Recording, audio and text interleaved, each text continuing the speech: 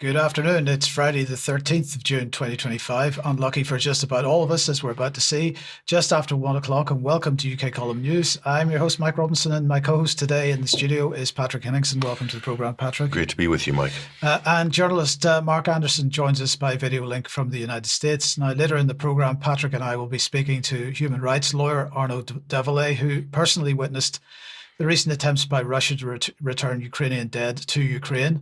And Mark will be bringing us the latest on the Bilderberg conference taking place as we speak, as well as a related organisation many people haven't heard of, and that's the Ditchley Foundation. But we're obviously going to begin today's programme with Israel's attack on Iran overnight. Israel claimed it was targeting Islamic Revolutionary Guard targets in Tehran and then much wider, including the Natanz nuclear enrichment plant. Apparently, they've also been targeting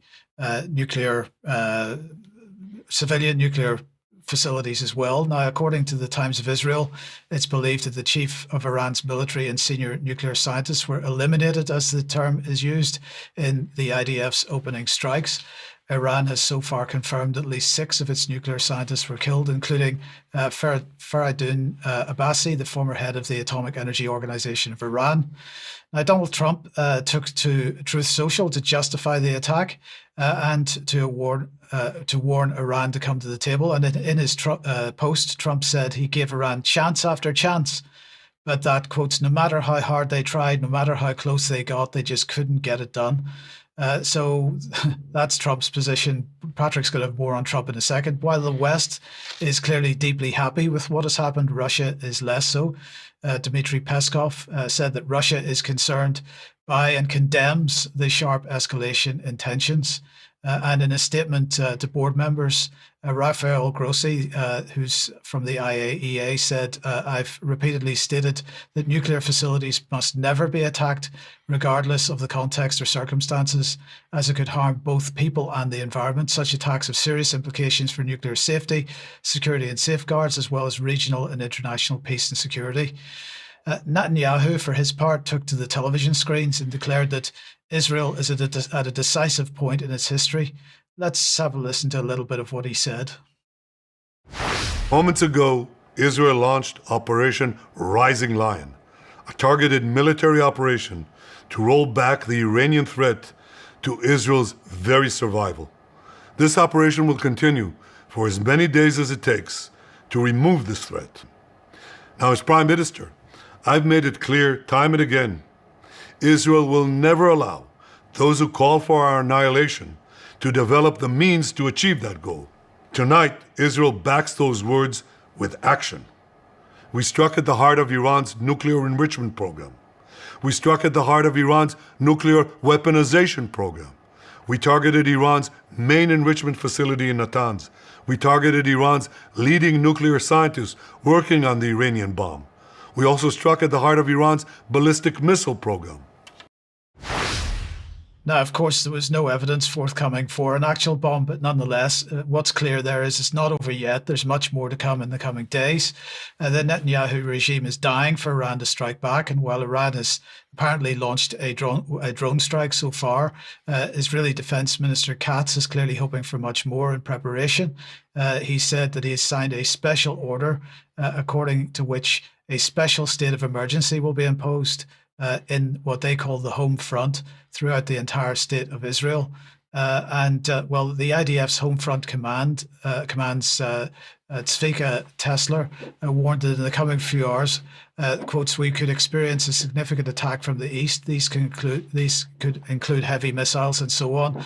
We're going to give far-reaching warnings, he said, and they said that the Home Front Command had announced immediate changes to guidelines prohibiting all educational activities, all gatherings and attendance at workplaces, with the exception of essential sectors, so just like the COVID lockdown. They said the public is required to follow the guidelines published on the official Home Front Command channel. Now, Netanyahu went on in his speech to explain the objective of the operation, which is regime change. This is what he had to say. Yet in defending ourselves, we also defend others. We defend our Arab neighbors. They too have suffered from Iran's campaign of chaos and carnage. Our actions against Iran's proxy Hezbollah led to the establishment of a new government in Lebanon and the collapse of Assad's murderous regime in Syria. The peoples of those two countries now have a chance for a different future, a better future. So too do the brave people of Iran, and I have a message for them. Our fight is not with you. Our fight is with the brutal dictatorship that has oppressed you for 46 years. I believe that the day of your liberation is near. So regime change, absolutely. But look, he justified his actions by ramping up the fear rhetoric. Nuclear terrorism is the threat which the world faces, and that's pretty ironic since the West and Israel seem to me to be the real nuclear terrorists at this point. But here's what he had to say. I want to assure the civilized world, we will not let the world's most dangerous regime get the world's most dangerous weapons. And Iran plans to give those weapons, nuclear weapons, to its terrorist proxies. That would make the nightmare of nuclear terrorism all too real. The increasing range of Iran's ballistic missiles would bring that nuclear nightmare to the cities of Europe and eventually to America. So eventually to America, the Americans must be shaking. Oh, yeah, we're going to start a war over here to save you in America. So everything he said was a lie in each one of those clips. He's talking about the civilized world, and he's saying Iran's the world's most dangerous regime. He is in the International Criminal Court indictment for crimes against humanity. His country is in the International Courts of Justice for genocide. Israel is, if you want to go by the book, legally, Israel is the world's most dangerous and uncivilized nation right now in the world. That's not me saying it. Those are the legal scholars. And finally, on Netanyahu's statement, he cited the lessons of the Second World War, invoking the Holocaust, which remains the justification for every appalling action of the Israeli regime, it seems.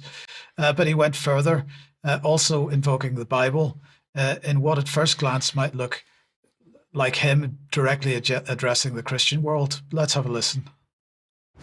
After that war, the Jewish people and the Jewish state vowed, never again. Well, never again is now. Today, Israel has shown that we have learned the lessons of history. When enemies vow to destroy you, believe them. When enemies build weapons of mass death, stop them. As the Bible teaches us, when someone comes to kill you, rise and act first. This is exactly what Israel has done today. We have risen like lions to defend ourselves. I think we can all agree that that's pretty far from being a Christian message. Well, there's no evidence that Iran was building a bomb, first of all, and never again is happening in Gaza at the hands of Israel. What did he say? Rise and strike first? Yes. Is that what he said? Well, this is basically straight off of the motto of the Israeli intelligence services, rise and kill first. This book by Ronen Bergman, who is a top sort of, you could say, a court scribe of the Mossad and the Israeli security state. But nonetheless, this is an excellent book, which was published a few years ago. And I do recommend people at least take a look at it, or at least read the cliff notes on that. Well, look, we mentioned Trump earlier, but what's your thoughts on it, on his position?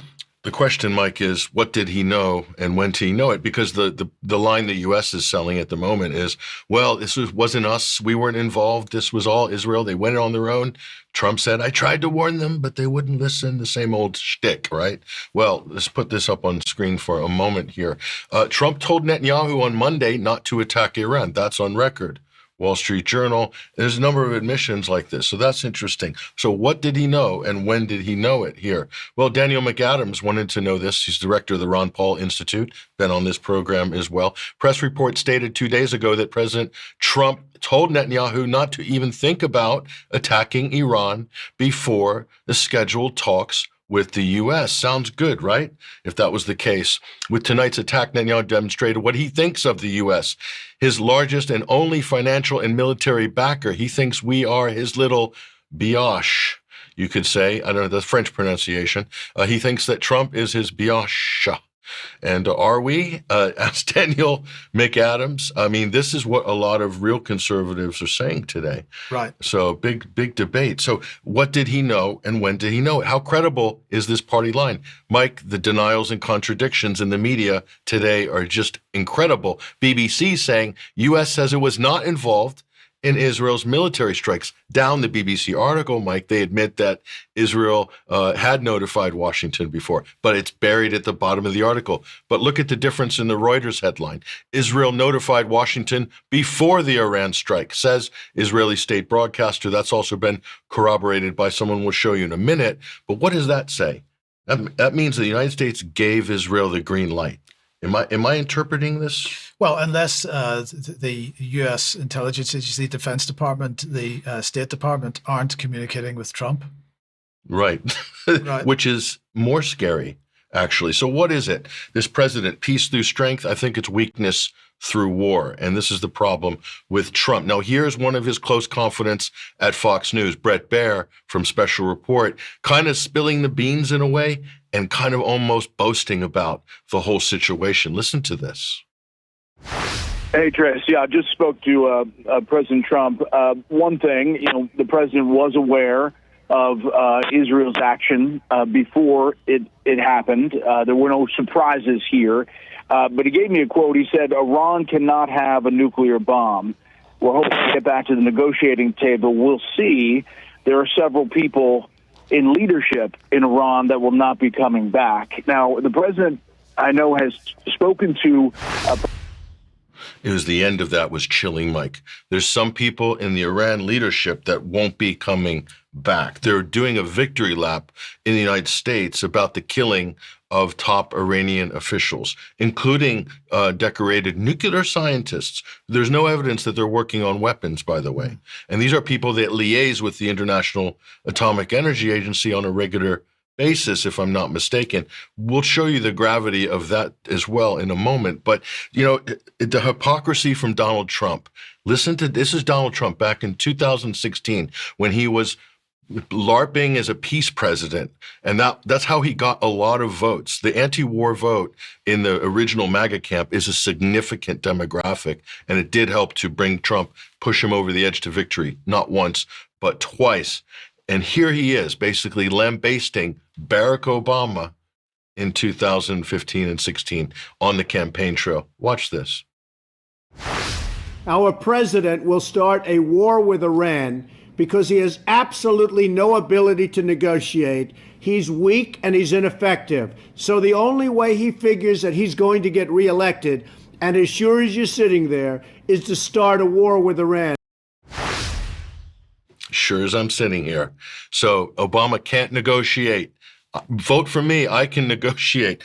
What a hypocrite Donald Trump has turned out to be, and what a fraud of this. He's a peace president. This is just, if we don't need any more lessons than what we see right in front of us. But here's the real story. And now it gets interesting, doesn't it? Times of Israel. Take a look at this report. U.S. helped lull Iran into the belief that no attack was imminent here. And this is, again, the Israeli press. Look at this. Israeli sources say the attack on Iran was preceded by a deception operation that included media, diplomatic components like Steve Witkoff, and both internal and external involving various actors. That is incredibly damning, but it doesn't end there. What caught my eye, Mike, is actually in the sidebar. Let's take a closer look at this. What is in the sidebar? Take a look at this. Covert Mossad base in Iran activated drones overnight to hit missile launchers, officials say, and also to take out possibly radar positions and anti-aircraft positions as well. So what does this remind us of? What did we report on last Friday? Well, that's actually the second thing that reminds us of that, because the first thing that reminds us of that is the fact that the attack happened the day before there were supposed to be talks. So in Ukraine, the attack happened the day before there were supposed to be talks. In Iran, the attack happened the day before there were supposed to be talks. And it looks like there was covert activity happening in country in both cases. This is a bit of a coincidence. And kill web technology, right? Like we reported on last week, very similar to Operation Spider's Web.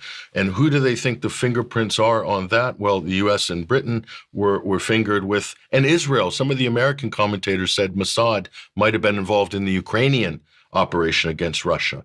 That's on record. There's a number of people that, on various podcasts, some of the top former intelligence officials have said that. It's interesting how it all matches up, doesn't it? I find it to be incredibly interesting. So let's take a look here. British and American involvement. Are they militarily involved in this attack? Yesterday, they say they're not. Well, let's take a look at award-winning journalist Hala reporting here. 2 U.S. planes are basically taking off out of Qatar here. This is Flight Radar 24. It's open source data. Let's take a closer look at that. What exactly are they in terms of planes? U.S. Air Force. So these would be collecting data, surveillance, possibly radar data, possibly relaying it to the Israelis. I would think that they would be. I don't think they would be passive on this operation. So does this count as being involved? If that's the case, that's the United States. What about Britain? Probably the same, I would guess. Well, she actually gave us some data on that too. Royal Air Force, same place, out of Qatar, same base. There they are. And there's the plane details there. And again, this is open source data, which she did a very nice job of collating for us.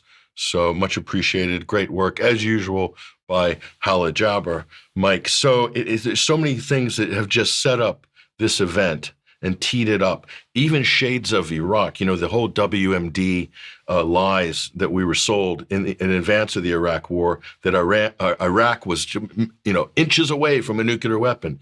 We're seeing the same things here. Right. With the International Atomic Energy Agency.